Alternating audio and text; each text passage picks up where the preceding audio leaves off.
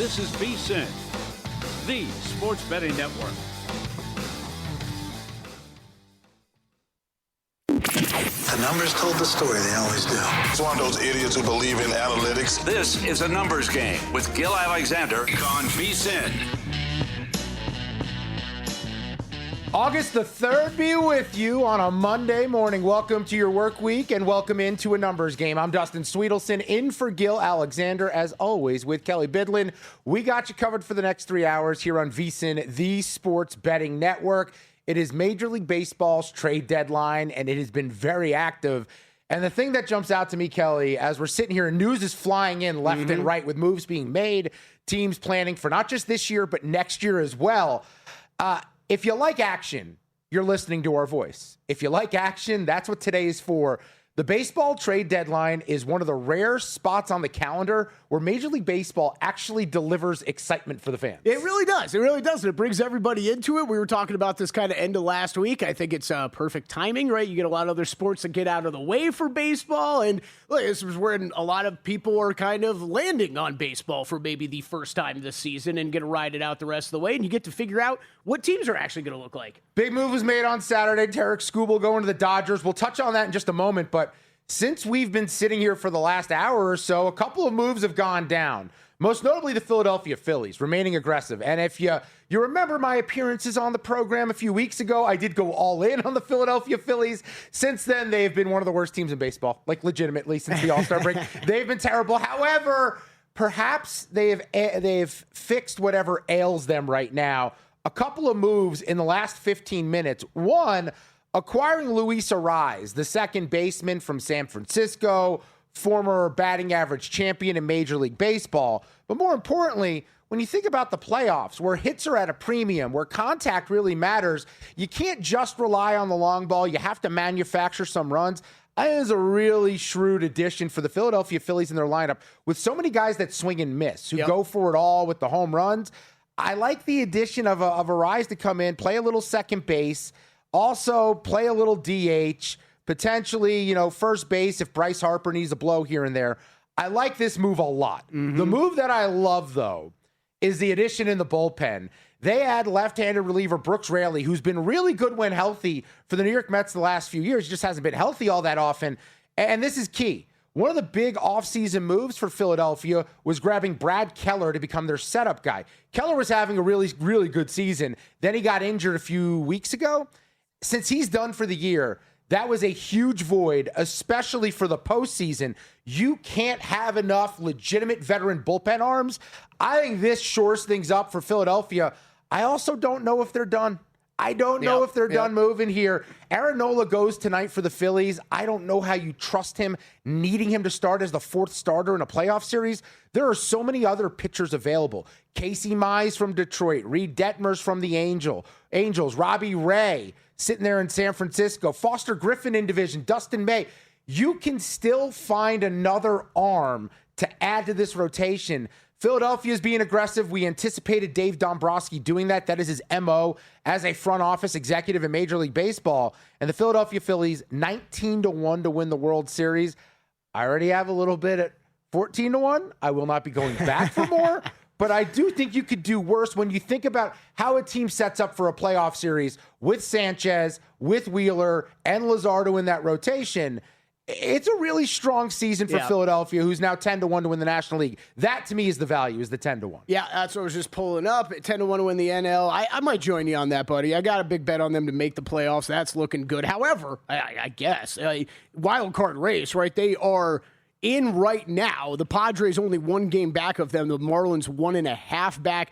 I think great points. I love the Arraez edition because we talk about this team and the power bats in it. Just to add more contact, like you said, Dustin, get some players out there on the bases. I think that's going to be a huge addition come the playoffs. Yeah, I love the move for them. A weird move that on the surface you go, hold on, what's happening here? The Toronto Blue Jays about an hour ago acquired right-handed starter Jose Soriano from the Angels. Now, from the Angels' perspective, I don't totally understand it because Soriano has shown so much upside. Detmers has shown upside.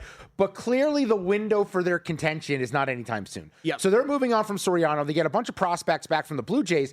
For Toronto, I love this. They just traded Kevin Gossman, aging guy, expiring contract. They have Shane Bieber going tonight. Maybe they trade him at the deadline.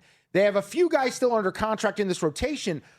But think about how the landscape is going to change in baseball potentially next year. If we do actually get a salary cap, this is a young, controllable, right-handed arm who at times has pitched like an ace, at times has pitched more like a middle-of-the-pack guy.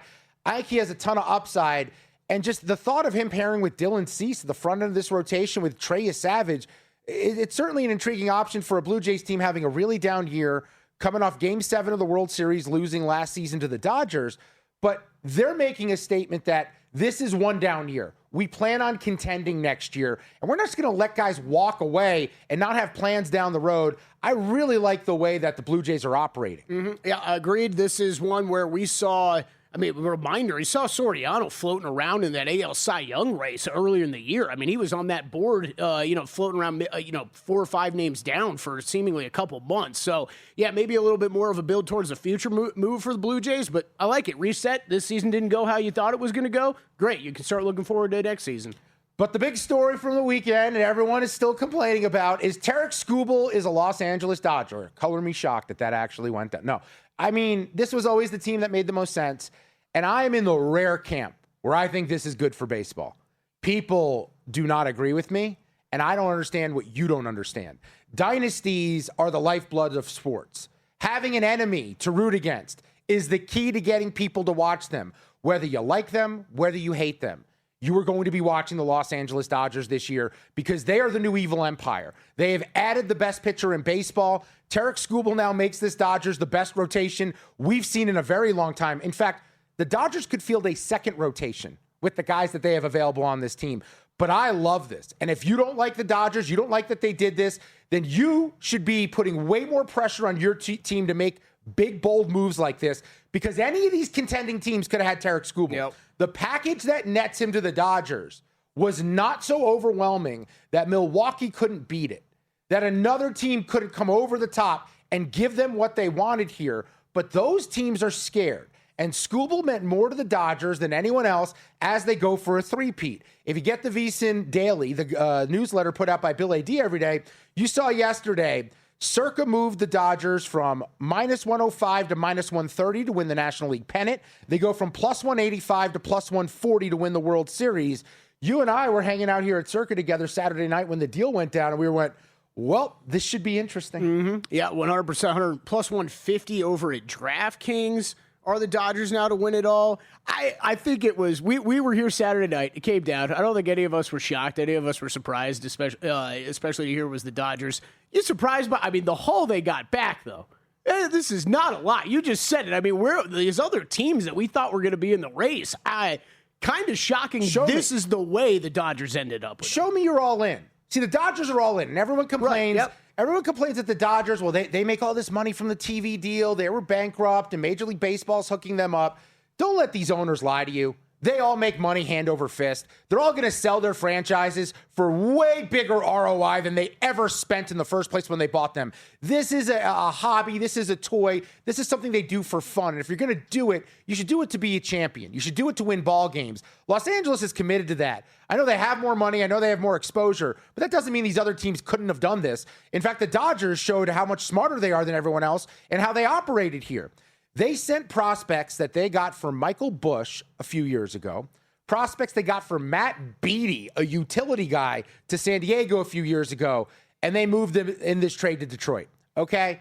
Not only are they spending, but they're being very smart in the way they operate, year in and year out, with the way they maneuver in their minor league system. Dave Roberts said it after this trade went down, quote, "There's nothing that we did that no one else could have done. I just love our front office." He's right. Anyone else could have had Skubal. If you're complaining the Dodgers spend too much, you don't like the deferrals, that's an offseason conversation. If you're looking in a vacuum at this deal for Tarek Skubal, you have nothing to complain about. The Dodgers are actually doing what a small market team's supposed to do, which is when you sell off pieces, see how you can maximize the assets that you get in return. I love this for Los Angeles, obviously. They are rightfully the World Series favorite at plus 150. They're going to have a rotation now. Skubal, Yamamoto, Ohtani, Snell, Glasnow, their second rotation, Emmett Sheehan, Robleski, Sasaki, Stone, Lauer. What I'd caution everyone here, though, is just because they feel inevitable doesn't mean they're a lock. We know there's no locks. You bet on sports long enough, you understand a lock doesn't exist. We've seen so many elite teams that look like they're going on a historical warpath get knocked off by a team that is hot at the right time, that maybe is too young and too dumb to not know what they shouldn't know, and they just move on with some momentum here. I don't think the Dodgers are the sure thing that everyone's acting like that they are right now. Tyler Glasnow hasn't pitched since May 6th. Blake Snell's been out since May 9th. He's made one start this season. If you remember the 2003 Yankees, go look at that roster. It was perfect. They lost the World Series to the Marlins. The 2001 Mariners won 116 games. They have nothing to show for that. The 2011 Phillies were as loaded as anyone in recent memory. Bupkis. Anything can happen in a 7-game series. And these same Dodgers, who were loaded a year ago, they needed 7 games to get past the Toronto Blue Jays, who are sellers at today's trade deadline. Mm-hmm. And based on history with Tarek Skubal, if the season comes down to a game in Seattle and he's at 99 pitches, they're not winning that game either, because he refused to go into 100 pitches in the playoffs for the Tigers a year ago. I love Skubal. I love what he brings to the table. I love the way that the Dodgers set up. But just because it looks good on paper, paper doesn't win championships. Doesn't happen that way. Yep. I mean, these baseball series in the postseason get very random. You just mentioned 7 games. It took them with the Blue Jays last year. I think this opens up some betting opportunities to look on the other side, Dustin. I think you and I will discuss some here today. I mean, look, hey, Dodgers are fantastic. They're awesome. If you really want to make that bet and have it in your pocket till the end of the season, great. I think there's some value on the other way. God bless. God bless. You will hear from Tarek Skubal when we return on his move to Los Angeles. Plus, who are the biggest contenders to knock off LA? I'll give you my top 5 on the other side of a numbers game.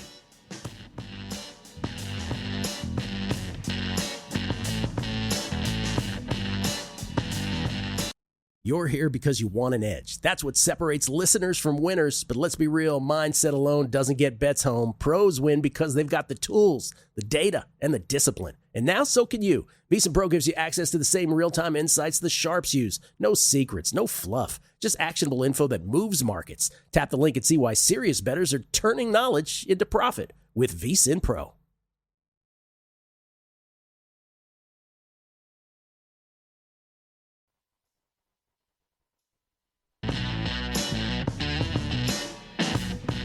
A numbers game on VSiN, the sports betting network. Back on a numbers game, Dustin Swedelson with Kelley Bydlon, hanging out the Circus Sportsbook downtown Las Vegas. You can always catch the show, Sirius XM Channel 158, YouTube TV, the VSiN Watch app, radio affiliates across the United States of God Bless America, and Game Plus in Canada. Yeah, there you go, Dustin. I remember. Canada loves you now. It's a big day here. For people that don't know, the college football betting guide has come out over at vsin.com. I encourage everyone to check it out. I got to tell you, I was perusing it earlier today, Kelley. A lot of things jumped out to me. 1, 22 of us predicted the conference champions, the college football playoff, and the winner. 7 are on Notre Dame. Notre Dame, a double-digit favorite in 11 of 12 games. They're -7 in the other outlier. They haven't lost as a double-digit road favorite since 97. Since 2000 as a 7-point road favorite, they're 35-0 straight up, 21-14 ATS. Those trends courtesy of Brad Powers. Notre Dame, the 2 big ones on the schedule, -10 at BYU, -7 home against Miami. If they lose both of those, which I don't think is likely, they will not be playoff bound because the rest of the schedule is so bad. But it's so crazy going into a season knowing that their entire hopes and dreams of winning a title this year after being held out of the playoff, it's 2 games. Yep. Win those 2 games, take care of business. In fact, split those 2 games, they're in the playoff. 7 of our 22 on Notre Dame? I almost was. I was just going to ask you if you were. Okay. I have Notre Dame in the title game, and I'm a pretty big Notre Dame hater. I have 2 blind spots with college football. I can't stand Notre Dame, and I can't stand Ohio State. They're my 2 least favorite programs. I just find them to be extremely obnoxious, and their assumptions that they're always going to be there. Now, they're there quite often. But Notre Dame with expectations always scares me. That's why I'm sitting over here smiling, because what a great year of sports we've had. We've got the Knicks making a playoff run, England flirting with a World Cup, and then we got Notre Dame coming in as the college football favorites. Oh, boy. Yeah, it's -800 to make the college football playoff. That is quite a price to pay, but I honestly, unless CJ Carr gets injured, I don't really envision a world where they don't. 4 people are on Oregon. I am in that group. We'll talk about that throughout the week.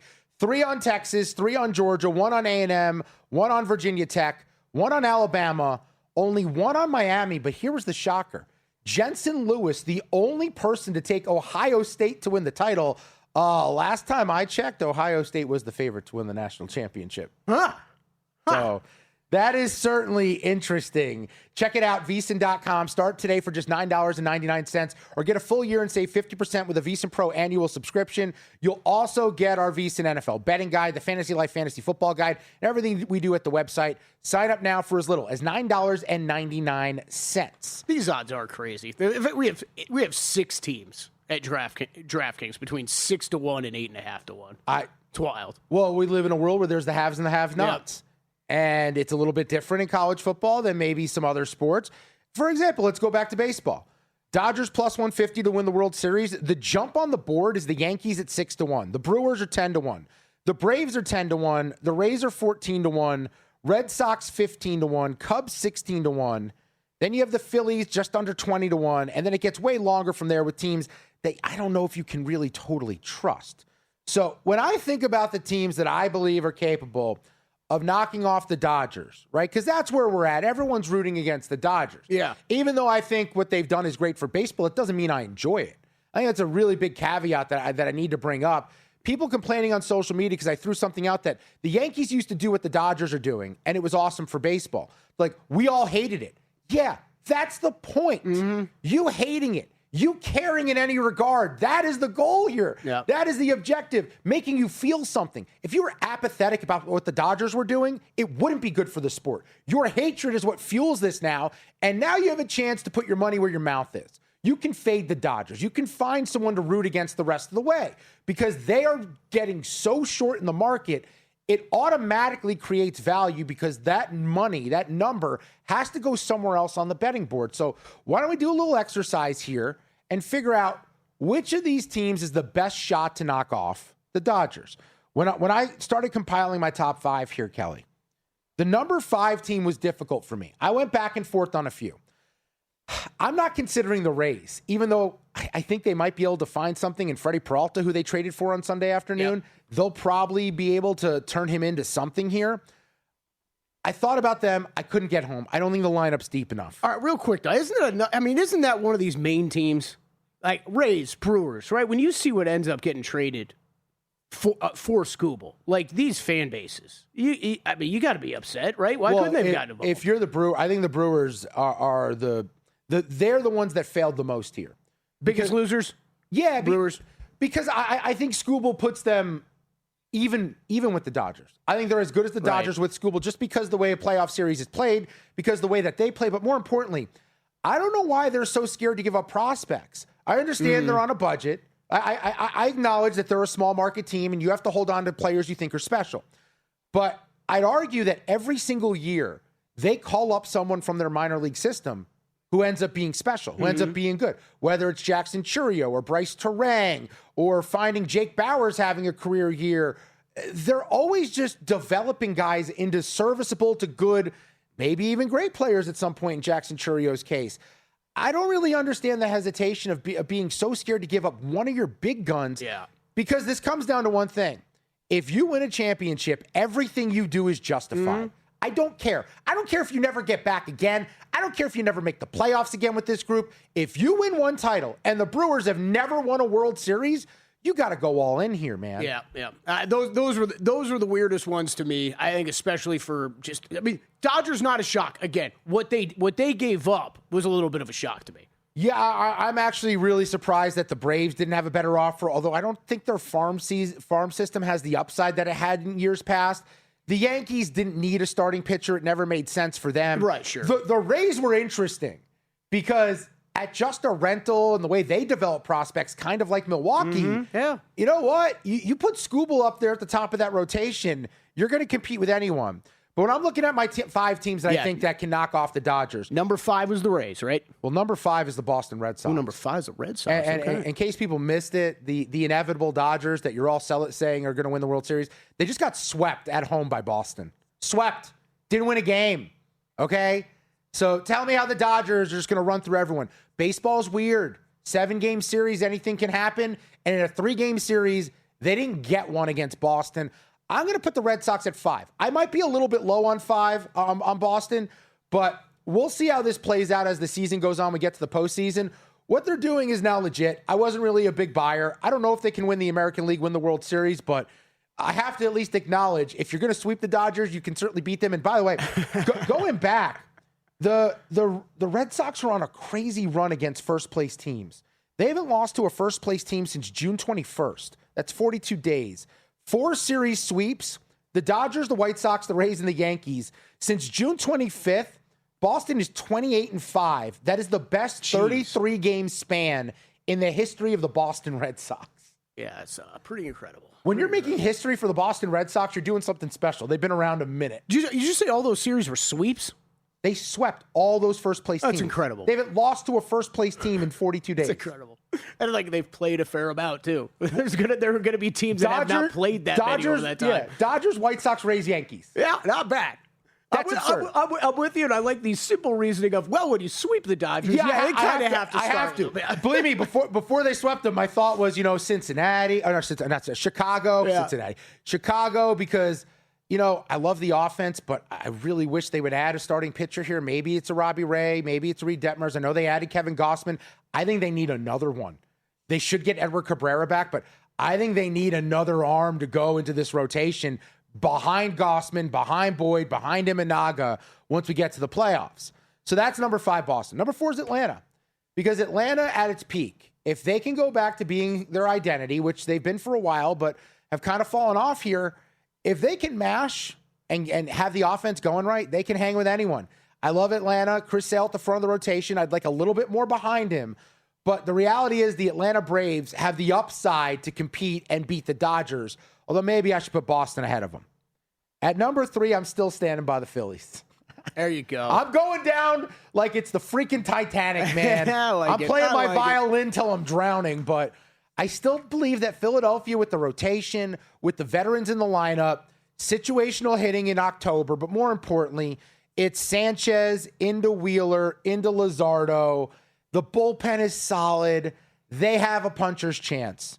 But the number 2 team, and I'm very curious before we get to the trade deadline at 6 p.m. Eastern today, what the Milwaukee Brewers wind up doing. They can't do nothing. But based on what they have right now in place, the core of this team, the rotation with Mizorowski and Kyle Harrison and Logan Henderson, and the upside that they offer as a squad, I think Milwaukee is a very dangerous potential matchup for the Dodgers, because if you can get Miz 3 times, you have the advantage. By the way, 2 earned, 10 strikeouts, 7 innings against the Angels on Sunday for the Miz kid. But the offense is athletic. They use that to their ability. They put the ball in play. That is a tough recipe if you're going to play October baseball against anyone out there in the league. Yep. More on the baseball trade deadline, plus some news coming out of the NFL throughout the morning. This is a numbers game, VSiN, the Sports Betting Network.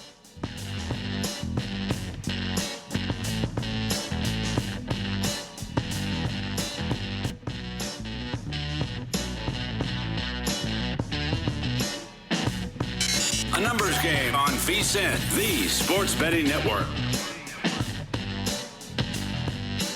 Back on a numbers game, Dustin Swedelson hanging out with Kelley Bydlon, Circus Sportsbook, downtown Las Vegas. Looking back at the Dodgers, acquiring Tarek Skubal over the weekend, vaulting, one of those words, going up to the top. One of them, plus 150 to win the World Series right now.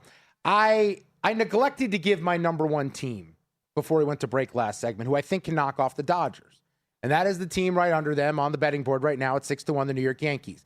Now, there's a caveat here. That was a quick tease. That's the quick tease, not the long tease. Yeah. I forgot, so here it comes right now. Yeah, I forgot to bring this up. I did mention I only did 4 of them. They're 6-1. And the reason they're 6-1 and they're not like 4-1 is because Aaron Judge is injured. And based on a lot of the news you're hearing, or at least the rumors and speculation out of New York, is there's a lot of questions as to Aaron Judge's health and how that rib's going to look once he does return, if he returns this year for the Yankees. But if Aaron Judge is healthy, if Cody Bellinger is back in this lineup, and they throw out their rotation of Schlittler, your favorite for the Cy Young, who goes tonight, and that number may disappear after his performance tonight. Max Fried, who when healthy is still an ace. Garrett Cole's finding his form. Rodon, Weathers, Will Warren, right? So many arms. 2 or 3 of those guys are going to the bullpen. The bullpen could use some work. But we talk about mashing, man. They've got plenty of guys who can keep up with the Dodgers offense if their pitching does their job. On top of that, I thought the move they made yesterday was awesome. The Yankees acquired Luis Garcia from the Nationals. This is a guy who for a couple of years has been really solid offensively. This year hitting .283 with an .873 OPS, 23 homers, 76 ribbies, 48 runs, left-handed bat playing in Yankee Stadium. There's no reason to not anticipate the power numbers even improving playing in the Bronx for him. I love this as an insurance in case, Judge isn't 100% or someone else goes down here. But if Judge returns and he can be like 75% of his former self, and Bellinger can deliver what he does with Rice, who's continued to mash the last couple weeks here, I think the Yankees legitimately can knock off the Dodgers. But that is if Judge is healthy. If Judge is not healthy, I don't know if the Yankees are in the top 5. Yep. That is how big of a drop it is. That's what he means to this team. But the Yankees would be the team to me that has a chance to knock off the Dodgers at 6-1. You got to figure out how risky you want to be. Stanton coming back too, right? I see. I think the Garcia move is because Stanton may not be coming back. Okay. You know what I mean? Or Judge may not. One of them may not be coming back. That's kind of my anticipation here. That's why they went out and got Garcia. It is wild. It's wild that we're talking both Dodgers and Yankees being at the top of the board and making these moves, and still with all these guys that you would expect to return before the playoffs get there. Yeah, the Yankees need to make a move, though. They need to shore up that bullpen. They traded Duvall over the weekend to the Pittsburgh Pirates. They could still use some help on the back end. I think a reunion with Luke Weaver, who's now with the Mets, cross town. He can pitch in New York. He's having a career season as a setup guy here for the Mets. That absolutely tracks for them if they want to make a move. Some other moves that went down that we really haven't touched on from over the weekend. Freddie Peralta goes to the Rays. He's been horrible. A 4.99 ERA, 113 strikeouts, and 113 2/3 innings. He's allowed more hits than innings pitched, 120. The Mets got the Rays' 15th, 26th, and 27th prospects back. You know why that stings? The Mets gave up their 3rd and 5th prospects to Milwaukee to acquire him. Man. But I think for Tampa Bay, you made yourself way more difficult in a short series, because now that the rotation sets up with Rasmussen and then McClanahan, maybe Peralta gets the 3 if your analytics department could get him going right. Nick Martinez, Griffin Jacks, Ian Seymour maybe as your swing guy. I like the options they're going to throw out there. The offense is a little weird for me for the playoffs. I don't know if they have enough pop, but if I'm going to be high on Milwaukee because of the way that they play the platoons and the contacts, the athleticism, I probably should be higher on the Tampa Bay Rays. They feel like the Detroit Pistons. In the sense that, they do. They very much do. Like, they have to go so hard for the regular season. They have to try to be the 1 seed. They need to get that advantage because they're not good enough to not have that advantage. They're just not as deep as they usually are. Yep. That's all. Yeah, I think it's very different when you're talking AL, NL as far as going for those buys, right? Rays need to win this division, beat out the Yankees to get that buy. Over, NL, we're talking Dodgers, Brewers, maybe both cruising to that position. But yeah, Rays have to do that. And I keep staring at this Yankees division price, Dustin, like plus 140. Like it's still a little tempting. I know they haven't played great, but when you're talking about these guys we think are coming back, it's still pretty tempting. It is, because at some point you would just assume Tampa Bay just falls back a little, just a little bit here. They just haven't. I mean, they're almost 20 games above 500 at this point, and they are the 1 seed. And it's wild. It's absolutely insane. Other moves that happened over the weekend. We also had the Cubs acquiring Kevin Gausman. I really like this move for them. I still want them to add another arm. I just think they need so many pieces in that rotation because they've been banged up with injuries. Justin Steele hasn't thrown a pitch this season. Also, they lost Cade Horton, who had a ton of upside coming off a great rookie season a year ago. But Gausman's a vet. This is what you're looking for this time of year. Guys who can make an impact. You're going to have ice water in their veins when they pitch in a big game. This is a starter who's made 385 career starts. And even at his age, in his mid to upper 30s, he's still good, man. 21st in WAR among starting pitchers this year. ERA's not great at 4.38, but I think you get him because of the experience. You want him to kind of calm everyone else down, to give you belief that you have a chance to win every time he goes out there. And in October, I really like the addition here of Kevin Gossman for the Cubs. If the Cubs would have gotten Skubal, they might have been the number one team to take down the Dodgers, because I just think their offense is legit and not going anywhere. As it stands now, they are just like on the edge there of teams that I think could knock off the Dodgers. Other trades, the Braves acquired Tyler Mahle from San Francisco. It's okay. It gives them another warm body, but I mean, he just doesn't miss enough bats to really be a difference maker for me.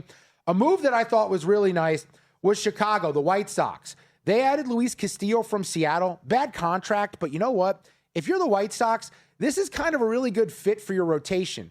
You have young guys in Smith and Martin who have not been through this before, have a ton of upside, look like front-end guys. Luis Castillo isn't a front-end guy anymore, but he brings that savvy veteran experience, and he can be someone for these guys to lean on in these critical moments. I just thought it was a good fit on and off the field for Chicago. And for the Mariners, they got Sir Anthony Dominguez, Nolan Jones, who a few years ago with Colorado looked like a potential superstar. And I think the White Sox might add more arms, bullpen, rotation, because in case you missed it, they're in first place. Chicago White Sox are 3 up in the Central. Cleveland's been in a tailspin. 3-7 run for the Guards. Chicago is going to win that division, it looks like. Yeah, that's wild, man. They are got a sizable lead now and don't feel like they're going anywhere. So it's another team. Like we're talking about with the Rays. Like, we kind of expected them to fade at some point, have not showed that. No, there's some staying power here. I actually am starting to believe, and I was looking for ways to fade them. I mean, the Tigers, after trading Skubal, by the way, to go with Gil Alexander's bet he gave out on Friday, for them to have the most wins in August, they're still very much in the hunt for the wild card. If you look at the standings right now, Detroit's 2.5 back. And they're right there with Baltimore. They're a half behind Seattle. They're a game back at Texas. They're 1.5 back of Minnesota. It is not crazy for Detroit's offense to carry them and propel them still into the postseason. And then some other rumors coming out.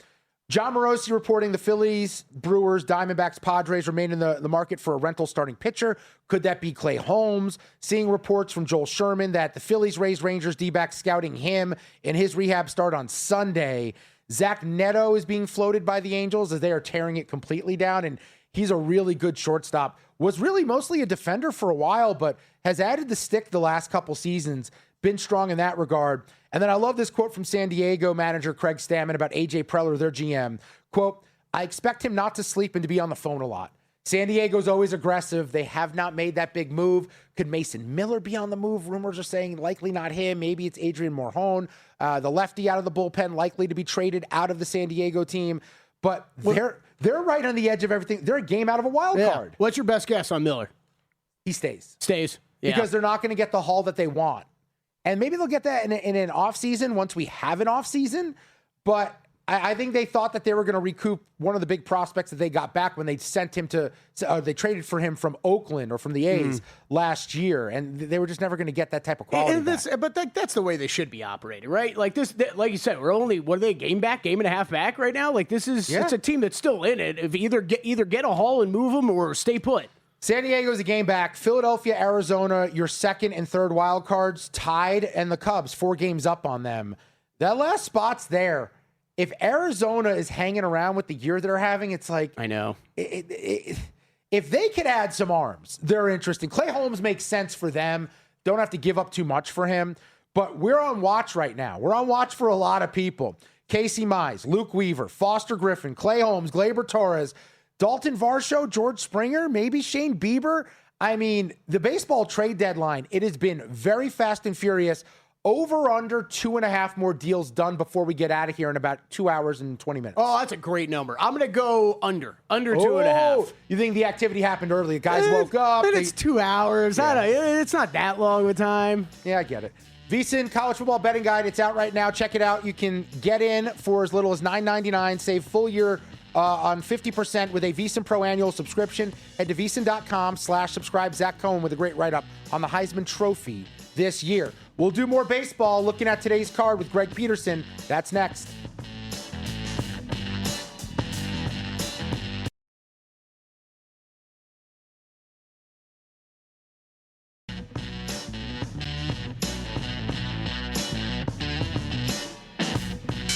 A numbers game on VSiN, the sports betting network. Dustin Swedelson alongside Kelley Bydlon here on a numbers game in for Gil Alexander all week long on VSiN, the sports betting network. Thanks for hanging out with us. However you may be tuning in, SiriusXM channel 158, YouTube TV, the VSiN Watch app, radio affiliates across the United States, God Bless America, and Game Plus on Canada. Boom. More developments coming in as far as the Phillies and their acquisitions earlier today. In case you missed it, Philadelphia being aggressive. They had Brooks Raley, reliever from the New York Mets, and Luis Ariz from the San Francisco Giants. Todd Zolak, who's covered the team for a long time, reporting, with the addition of Ariz, Bryce Harper's going back to the outfield.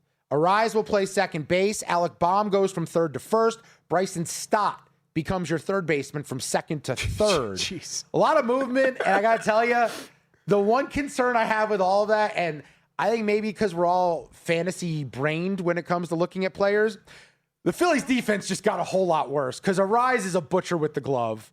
And Baum, I guess you can hide his defense at first now. Yeah. But Harper in the outfield used to be on roller skates, man. And it's been a minute since he's been out there. This is, and by the way, your other option to move to the outfield is Kyle Schwarber at DH. So it's a slow pitch softball team. Maybe I need to walk back some of my comments. It's a good thing that there are three pitchers. My handicap of why I still believe in them are strikeout artists, because putting the ball in play is a dangerous proposition against Philadelphia this year. All right, joining us now to look at the baseball card for later today, he is Greg Hoops Peterson. He hosts the Baseball Betting Show. It's available wherever you get your podcasts, and he writes up baseball bets every day over at vsin.com. Follow Greg on X at @GUnit_81. Greg, before we get to the baseball, Kelley and I were having an off-air conversation. We went to Barry's on Saturday night together, and the thing I was trying to bring up was we've kind of jumped the shark with how the steaks are prepared now. And my belief is that when you go to a steakhouse and you order medium rare, they actually give you rare. The real medium rare would be ordering a medium these days. Does that track for you as someone who spends a lot of time eating steak? For one, we need to go back a little bit further. Who's we? Because I didn't get an invitation for this. Oh, man. Hey, valid come point. on, guys. We were there on a working dinner, sort of. So that's sort of truthful. Hey, We were doing where's some my planning. invitation? Don't worry, we're going to Texas Roadhouse with you, Greg. We already got that planned. I will go to Texas Roadhouse anytime you want, Greg. I love Texas Roadhouse. Hey, everyone's invited to that, just like I need to be invited to these. All so, right. hey, I need to address that, but when you go to a steakhouse, they're typically going to go a little bit more on the under rather than the over because they don't want to overcook it. And very rightfully so. I do not blame them one bit for this. So I would say that you're probably not going to get rare if you get medium rare. But that said, maybe you're somewhere in between rare and medium rare, if that makes sense. Like you have to go from having like 5 or 6 notches to more like 10. It just makes me feel like softer because I feel like a man is supposed to order a rare to medium rare. But if I order rare, it's still mooing when it gets on my plate. That's my only concern. All right. I can't do rare. Yeah, I can't do that. Medium rare or medium. Yeah. I think I'm starting to, I think I'm just getting older. I'm going to medium. Let's talk a little baseball though, my friend. You have a bunch of plays that you like coming up in a small slate here. Let's go to your Brewers, who disappointed me over the weekend by not trading for Tarek Skubal. Hopefully they make a move. And it's Brandon Sproat hosting Bubba Chandler. Milwaukee minus 149, plus $1.23 with the Buccos. Total's 8. What do you want to do here? I want to go with the over here because I know that both of these pitchers have been much better recently. Brandon Sproat has actually given up 3 runs or fewer in 12 out of his last 14 starts. Flip side of things, Bubba Chandler in 7 out of his last 9 starts, 3 runs or fewer allowed. But that said, it's a Pirates team that even though things have been a little bit shaky for them post All-Star break, this is a unit that has been a top 3 team in terms of run creation this year. Brewers continue to be in the top 6 in terms of runs per game, and I'm hoping that they pick up a bat because for the Brewers, they've actually been a bottom 6 team and home runs on a per at-bat basis. Jake Bauers, fortunately, he avoided major injury last week. He's been the man that has been leading the way in terms of homers, but I do think that you're going to be able to get quite a few runs in this game, especially with the fact that the Pirates bullpen just has not been great. They pick up Camilo Duvall at the trade deadline. I don't think that does a whole heck of a lot of good for them. They've been a bottom 8 team in terms of bullpen ERA, so that does put me in on the Brewers on the money line. I do think that you get both these teams to be able to generate some good offense. I like that 8.5 to the over. All right, Greg, 8:05 Eastern, another big game here in the National League. Dodgers at the Cubs. Dodgers about minus 120, 125 favorites out there. Total set at 8. The Dodgers going with the great undecided on the mound is what my board's telling me. How you playing this one? Side and total for you here. Yep, and right now we are seeing undecided. I was thinking Justin Robelski is going to be getting the start for the Dodgers, and if so, he's doing for a little bit of aggression. He's only getting about 7 strikeouts per 9 innings, so he pitches to a lot of contact. Wind should be blowing in a little bit here in Wrigley Field, but this is one of those rare days where the elements doesn't come into play as much in Wrigley, because with that wind, it's only going to be like 5 miles per hour, if that. So it's not like it's a massive impact on this game. And Matthew Boyd has been a guy that's allowed the ball to be put in play a lot. Since coming off the injured list, giving up only about 6.2 strikeouts per 9 innings. Additionally, you've got a Dodgers team that averages 5.7 runs per game away from home. I think that the Dodgers can just power their way to victory. So that 8.5 total, I do like the over, and I'm going to be in on the Dodgers laying about a minus 120 or so on the money line. Greg Peterson is our guest. The Baseball Betting Show is available wherever you get your podcasts as he breaks down every game on the card and write-ups over at vsin.com. Logan Webb and the Giants are on the road in Texas, taking on the Rangers. I don't see a pitcher listed, but when I looked last night, it was Cal Quantrill. Texas minus 125. The Giants plus 104. Total is 8. What do you want to do in this matchup? Yep, but I'm thinking we get Cal Quantrill in some form or capacity. They might utilize him as a bulk guy. They might have him actually start. We'll see what happens there, but I'm going to be in on the San Francisco Giants. Put me in on the better pitcher in this case, because for Quantrill, while he keeps things out in front of him, sub-4 ERA, again, he's given up a lot of contact with about 6 strikeouts per 9 innings. And for Logan Webb, it's been a career low 7 strikeouts for him as well. But since the beginning of the month of June, he's rounded into better form. He's been giving up only about a 3.24 ERA since the beginning of the month of June. And additionally, for the Giants, they just traded away Luis Reyes. They might trade away 1 or 2 other pieces as well. It's been a no good, very bad, terrible season for them. But offense since the beginning of the month of June, it's been much better for them. Rangers continue to be a bottom 10 team in terms of a run creation. I won't doubt if perhaps they pick up a guy as well. But even if they do, guy's probably not going to be available until Tuesday with how the trade deadline has worked. So I do like the Giants here, plus money on the money line. And I'm going to take a shot on the 8 to the over as well. All righty, Greg. The Blue Jays Astros here later tonight, 8:10 Eastern, first pitch there. Looking at the total in this game. Yep, I am, because for the Blue Jays, it's too late for them to say sorry this year, but they trade for Jose Soriano. Like, I have no idea what's happening there with the Blue Jays. They are completely out of it, but hey, they traded for Jose Soriano. That said, for the Astros, we have seen a nice come up for this team. The bullpen ERA since the beginning of the month of June, 291. Ever since they've gotten back Josh Hader, they have been so much better in that bullpen. And Christian Javier, since the beginning of the month of June, he's got a 3 ERA, albeit a small sample size. He's only pitched 12 innings, spent a lot of time on the injured list this year, but we've also seen Shane Bieber pitch much better recently as well. Right now, he's been posting up an ERA of 5.74 with 2 home runs allowed per 9 innings, but you take a look at those last 4 starts. 2 runs or fewer allowed in 3 out of his last 4, and he's backed up by a Blue Jays team that just has not been able to produce runs all season long. Bottom 2 team in terms of run creation, Kazuma Okamoto, lone guy on the roster with 12-plus home runs. So that 9 total, like the under, and I'm in on the Astros on the money line. Yeah, I think the Astros are the play. I was looking at that last night. It's weird, like you said, with Javier, been used as a reliever, been used as a starter. The numbers aren't totally there, but Houston sweeps Texas over the weekend. I think that they might win the West. They're in first place right now. They're up 2.5 after a disappointing start. Getting some of these arms back, I think that the Astros might be a bit dangerous the rest of the way. He is always dangerous, and he's running in a town near you. He's Greg Hoops Peterson. Check him out in the Baseball Betting Show. Read him at vsin.com and on X at @GUnit_81. Thanks for the time, my friend. We will eat a steak together soon. Yes, please. Give me the invite for this one. I always appreciate it. Thank you. Thanks, Greg. Awesome stuff from Greg. Football season's almost here. The sharp money's already moving. Here's how the sharp plays see it first. Exclusive data feeds from our 4 major sports books, thousands of sharp bettors, professional syndicates tracked in real time before the market moves, all of it filtered, sorted by version 6.0 of their AI model. That's the machine, now the receipts. Every play logged, every result public, records going back to 2011, live logs since 2021. It all feeds a live performance terminal. Check it out anytime, no login, no paywall. Nobody else in the industry runs one because most records couldn't survive it. The Sharp Plays record gets audited daily by their own haters. No steam chasing, no stale trends, no recycled plays. Follow the Sharp Money at sharpplays.com today. The LSU Tigers stole headlines in the offseason. Some people don't take Lane Kiffin seriously. Others, like our next guest, do. I'm kind of in his camp. Mike Montesano tells us what to do with the Bayou Bengals. Coming up next on A Numbers Game.